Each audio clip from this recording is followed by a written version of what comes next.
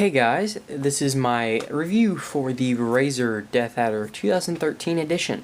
So here is the Deathadder, obviously the box. I've already opened it and it is behind me, but I want to show off the box first. So here it is. As you can see, obviously there's the picture of the new Deathadder with the green LEDs.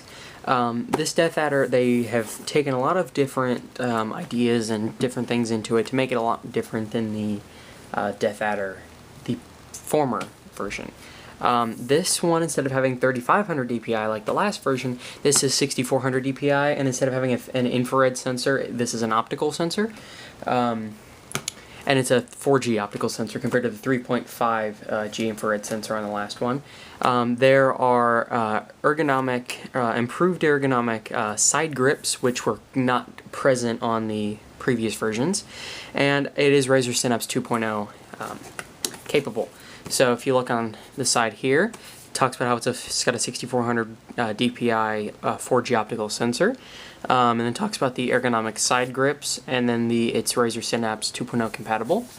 Then you have on the back here, it says 7-foot lightweight braided fiber cable, which is now standard with the higher end Razer products.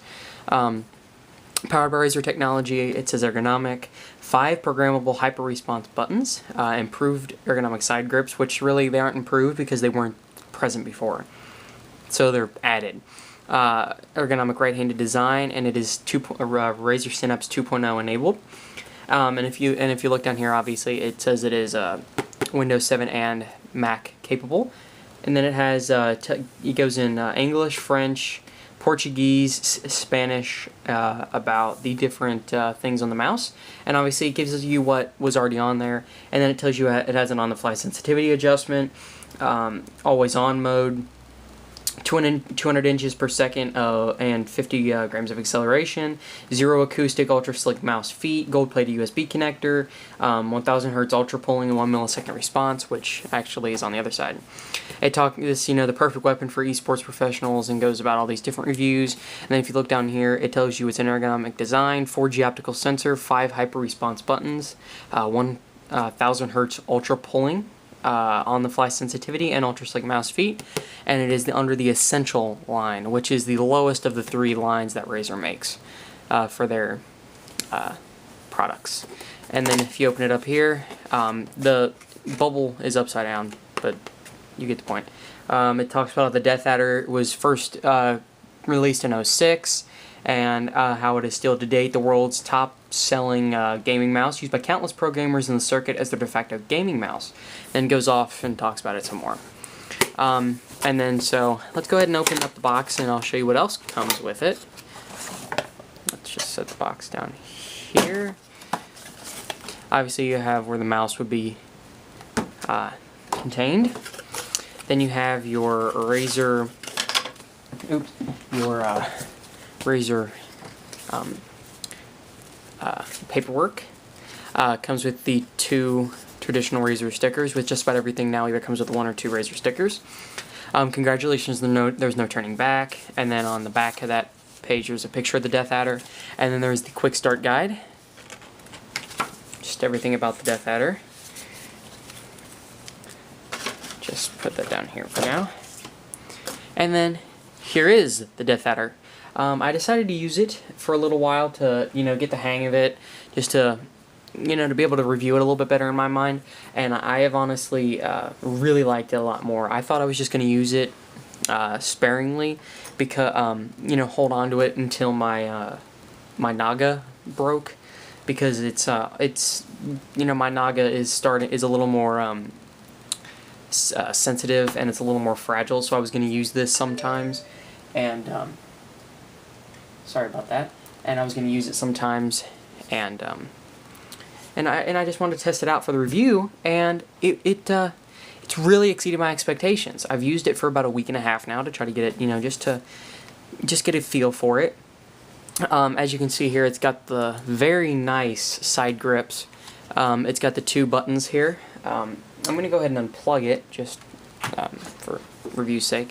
And the buttons on the previous version were not that, good feeling, but if you get a really nice feedback on these. get really nice feedback on there. You have the side grips on this side too. They're a very nice rubber. They do attract dust a little bit, but the dust can be easily removed. If you look in the bottom here, it says 4G. It says infrared sensor here, and it says it was an optical sensor on the packaging. So it says precision 6400 DPI. Razer Deathadder 2013. Then you got the 3 little feet there. Obviously, you do have the LEDs, so I'll go ahead and plug it back in. Then you have the LED here for the Razer symbol and the mouse wheel. So, just for a comparison real quick, I will show it off with my Naga. And here is my Razer, my Naga. It is the Molten Core, so I will go ahead and actually plug this in as well. And as you can see, that obviously the Deathadder is generally in every way bigger. So if you're like me and more of a palm grip guy, obviously you can use it for both, and it works for, and both mice work very well for the palm grip. But I've really found it to be more comfortable, the palm grip on the Deathadder. It is wider and taller. The only thing that's really different between the two is obviously the color, the LED coloring, the 12 buttons, obviously the specific mouse that it is, because this is the Naga and this is the Deathadder, and the length, the width, and the type of the DPI and the type of sensor. This is more of a, I believe it's more of an infrared sensor. It says it's an optical sensor. I can't remember exactly, but I do know, just say you need to take a mouse sometime and you don't have a mouse pad. The Deathadder sometimes does not work without a mouse pad. The Naga, on the other hand, will work without a mouse pad. Most of the time this works without a mouse pad, but just in case. So there you go. There is the little review of my little comparison with my Naga. So if I had to choose one, obviously the Naga is the MMO version. So if you play a lot of MMOs, then obviously that's a very, very good mouse for it.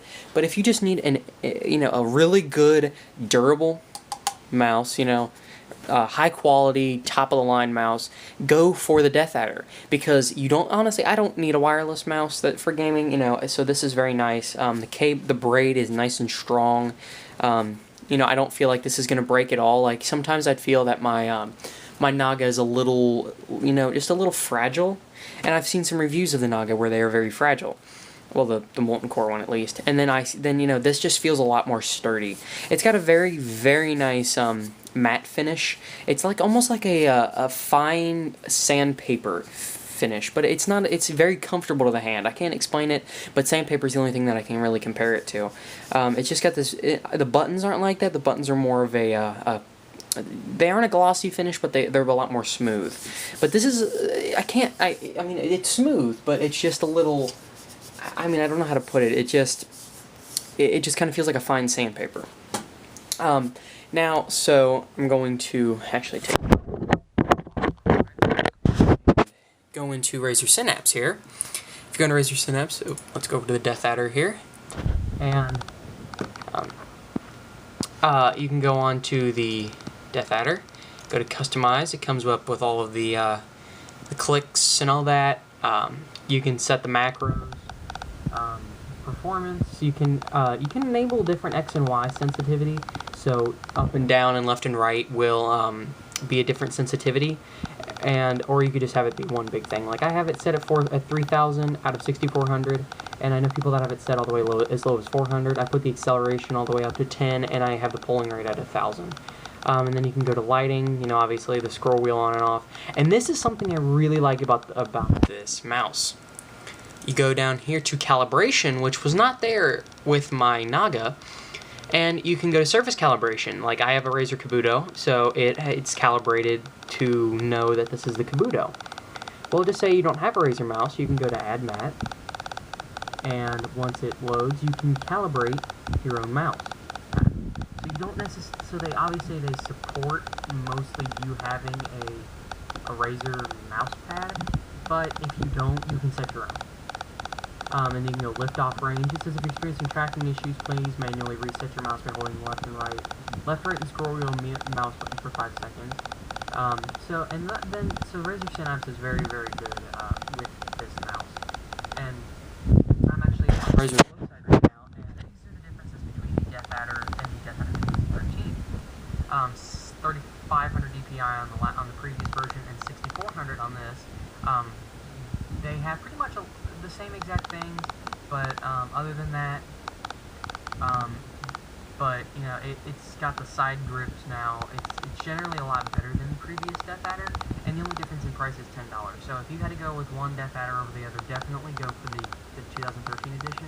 I do not personally have the previous version, but I know the one that I have right now is very, very nice, and I really do recommend it. So if you guys get the chance to go out and get a Deathadder, or just if you're looking for a high quality mouse to game with and use for everyday use too, and it can take a little bit of a beating, definitely go out and get yourself a Razer Deathadder.